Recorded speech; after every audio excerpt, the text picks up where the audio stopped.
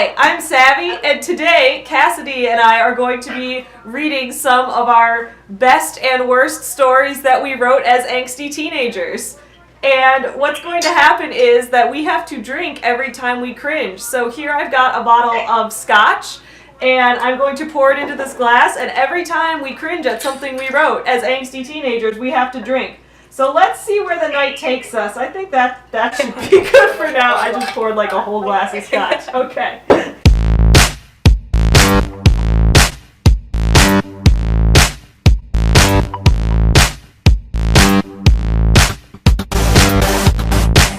Who's going first? Okay, so I have like a couple young adult novels. One is like a completed novel that I can read pieces of, but it has no plot. It's basically just like I watched Degrassi High and was like, oh, I should write something like this that's just a bunch of teenagers having drama.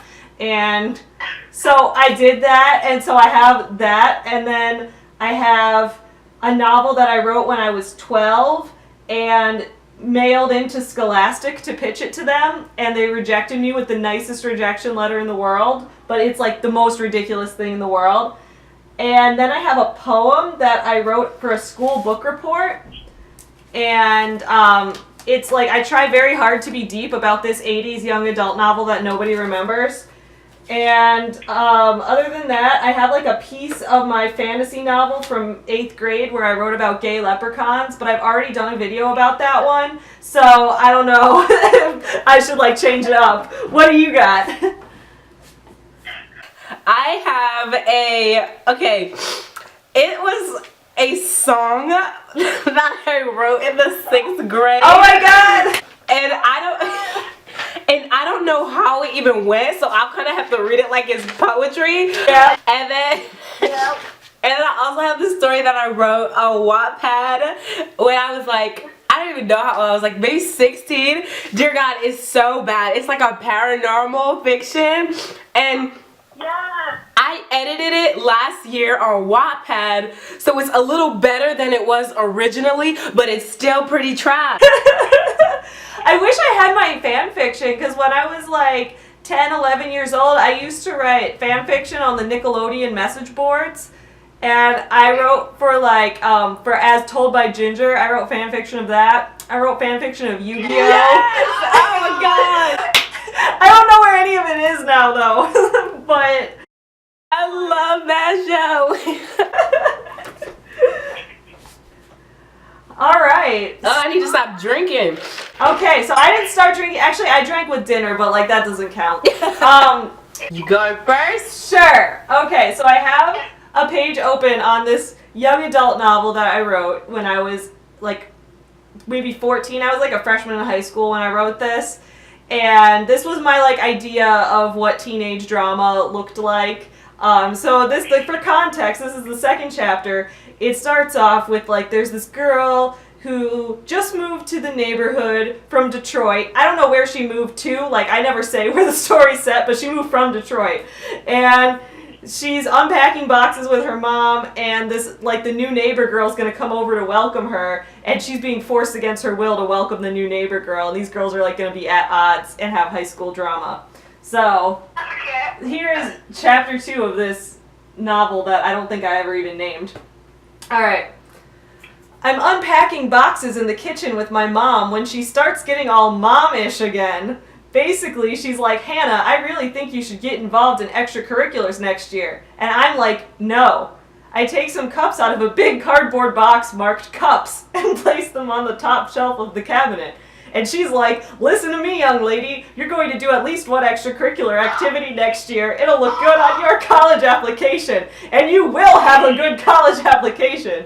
She unpacks her fancy china, white plates with pictures of leaves and fruit on it. She puts walks into the dining room with it. I got a drink for that. She puts what? Alright, so I drank some scotch.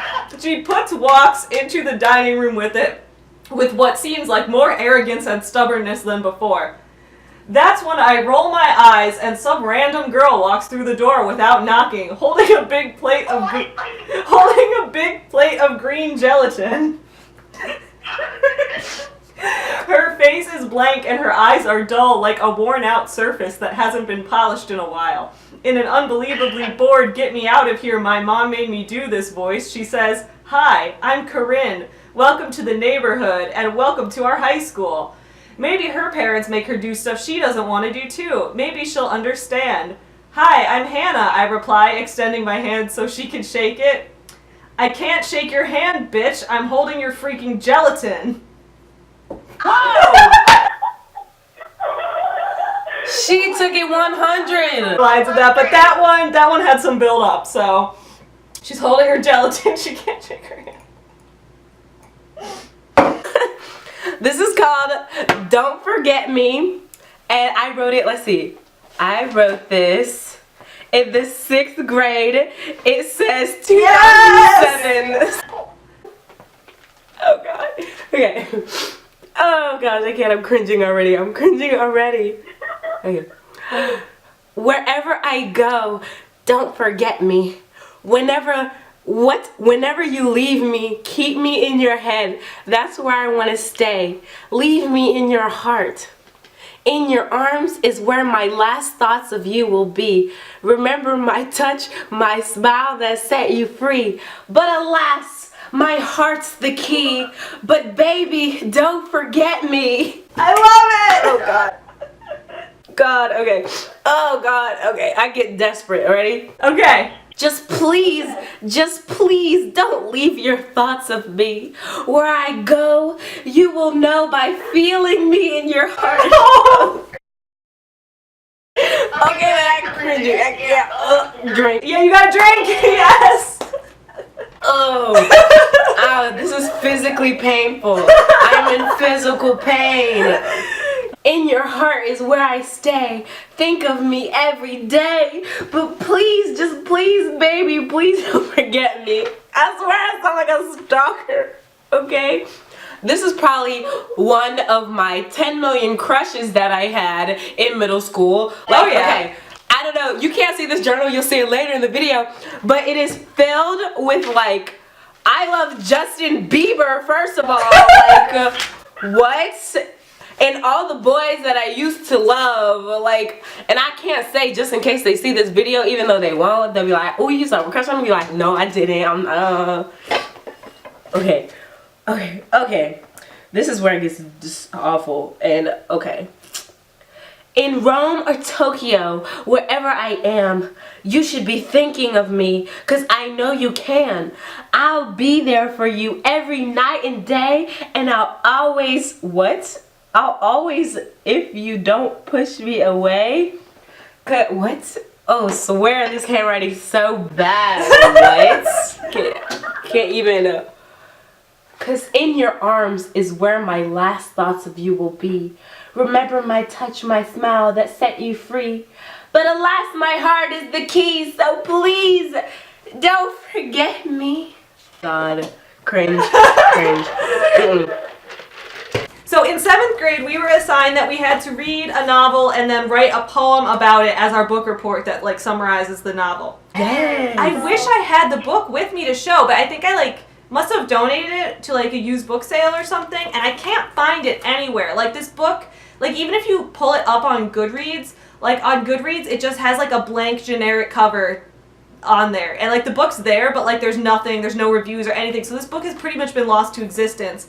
Maybe I'm reviving it right now. Everyone watching, if you have ever read the 80s young adult novel Come Alive at 5:05, written by Robin F. Brancato, please comment below and link me to where I can get it, because this book is now a part of my personal history and I don't have it anymore.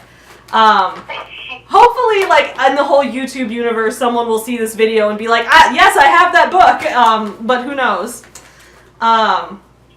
So I had to write a poem about it. I got a good grade on this poem, which I'm surprised about because of how, like, this poem is going to get me drunk if that previous story didn't. So, because what I tried to do was, I was like, okay, so if I have to write a poem, I should try to make it, like, really deep and meaningful. So, this is me attempting to be deep in a poem that just summarizes a book. Here we go. In a high school called Duncan, in a town called Winfield, In a state called New Jersey, a group of seniors with nothing to hold on to still tried not to lose their grip. So I'm going to take a drink for that opening. I already took a drink. Here are our characters, alright? We've got overweight anorexic Mimi climbing out of her former drug dependency while the scheming George tries to push her back in. Fun-loving Marty, who stretches out the meaning of the word fun until it almost breaks. Stable, gullible Tom, the target of most jokes, who remains true to all the jokes even when they get a bullseye. I don't know what that means, so I'm gonna drink. That was probably deep in 2005. Alright. Then there's Danny, hardworking Danny, who dreams of one day being an announcer on the radio, whose parents are pushing him in the direction of college while he tries to push back. Having to run the school Guinness Day fundraiser seems like one small almond in the granola bar of Danny's life. Oh, God.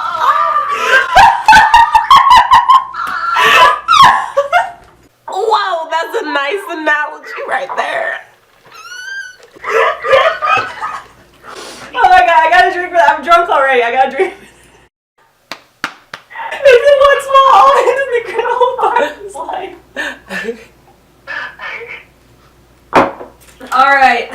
It's long. I probably shouldn't read the whole thing because it keeps going and I don't think I will survive if I keep drinking scotch through it. You'll be passed out on the floor before it's over.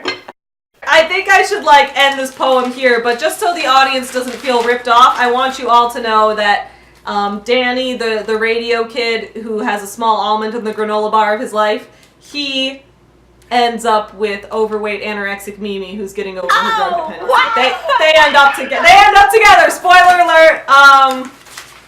Wait, but there's there's one thing I gotta read, and we both gotta drink to this. Okay, so he just wins. He wins a radio contest to get an internship at the radio station. So here it goes. The first word on the page. Congratulations! And his life completely turns around, flips over like a pancake. The letter being the spatula, slowly creeping under him, slowly taking over him, and finally turning him over to the other side. The side of manhood. Oh! I think we can end that one there. If anyone out there has this book, you have to let me know because, oh wait, I didn't drink to that. I gotta drink to the manhood pancake. I drank to both. I drank twice to that one. Yeah, okay. When you're drunk on scotch, that means it's time to edit your videos, so that's what I'm gonna get to. Alright, everybody, I will see you again soon, and thank you for watching. Hold up, I always do my outro weird when I'm drunk, so let me figure it out. Please subscribe to that channel because you want to see more of these videos. You know you do, don't lie to me. Ring that bell, ring it so hard that everybody in a 50-mile radius can hear that bell when you ring it. Leave me a comment, let me know what's the weirdest emo thing that you wrote when you were a teenager because we all did it, don't you lie to me, we all had that angsty phase. And other than that, I will see you guys again soon. Bye!